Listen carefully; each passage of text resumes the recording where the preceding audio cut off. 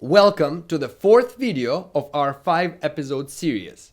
I finished the last video by saying that back when I started RaceLab, I had no idea how important it will become. When your ultimate goal is competition at the highest level in the world, budget is always a huge constraint, especially when your sport is as technical as any racing. As a driver, unless you have family wealth, you're always on this crossroads between, do I go and invest my time into finding sponsors to finance my racing, or do I go and build a business that can pay for the hobby? For many years, I've tried my best to build my brand and to get sponsors. I've even hired professional managers, paid them tens of thousands of dollars, and guess what? The only sponsors I was able to score came from me either because of my work or through the help of Kenjam Motorsports. Managers were completely unhelpful. The problem with sponsorship funding is that often it can only get you so far. Therefore, this time I tried my best to build a successful business. And the fact that it didn't have to be a regular office job kind of business, but it could be something as awesome as a driving school where we teach fast yet proper driving was a huge bonus. And guess what? Ever since I started RaceLab, my very bad luck back from the WRC season turned into great luck. First of all, none of this would have been possible without the amazing support of Rockton Fairgrounds.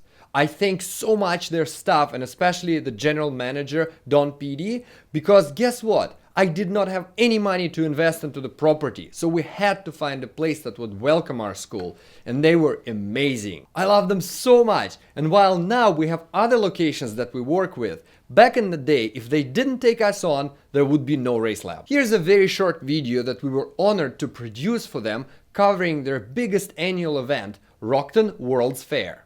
I've got that feel good stuff up under the seat of my big black jacked up truck, rolling on 35s, pretty girl by my side, yeah. All them boys wanna wind you up and take you downtown, but you like the kind that likes to take you way out where the cornrows roll, floating down the Flint River, catch yourself a little catfish dinner, oh, sound like a winner.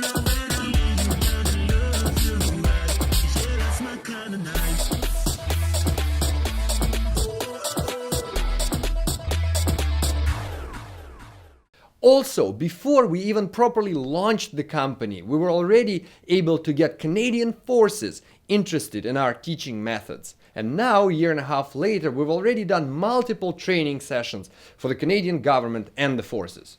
It wasn't all plain sailing, of course. We even had to reschedule our first event for over a month. When they ask a champion what was their most favorable victory, the answer is often the very first one. To this day, I remember extremely well an amazing atmosphere of the first ever RaceLab. Absolutely everybody there, including the paying guests, were rooting for me so much. They wanted to see it succeed. I could feel that energy coming from people, and that was amazing.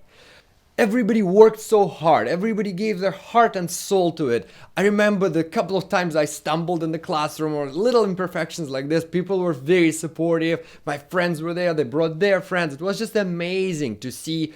You start a new business, you start something completely new, and you don't steal somebody else's idea. You start something that doesn't even exist, and to see success in a fully sold out first event and to see like feedback 10 out of 10 kind of stuff was just so cool. And the atmosphere at the end, I was like, wow, it just felt special.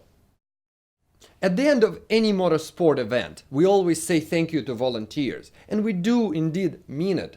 No racing events can run without the help of volunteers.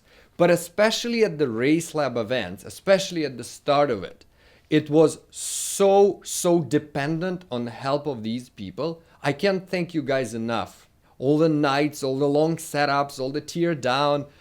It's just amazing what you guys have done to me.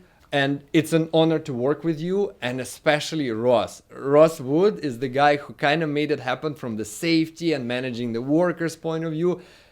Wouldn't be there without him. So thankful, and if I can ever repay you guys in any way possible, I'd be so happy to do that. Thank you very much.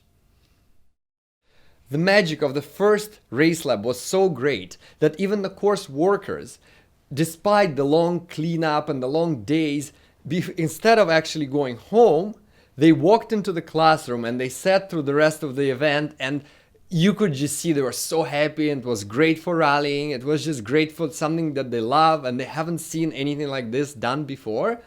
This support I got, even just mentally as well, was amazing.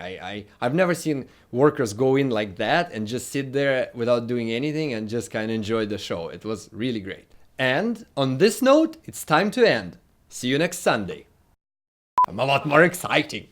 So many complicated words. To competition. Don't put that into blooper.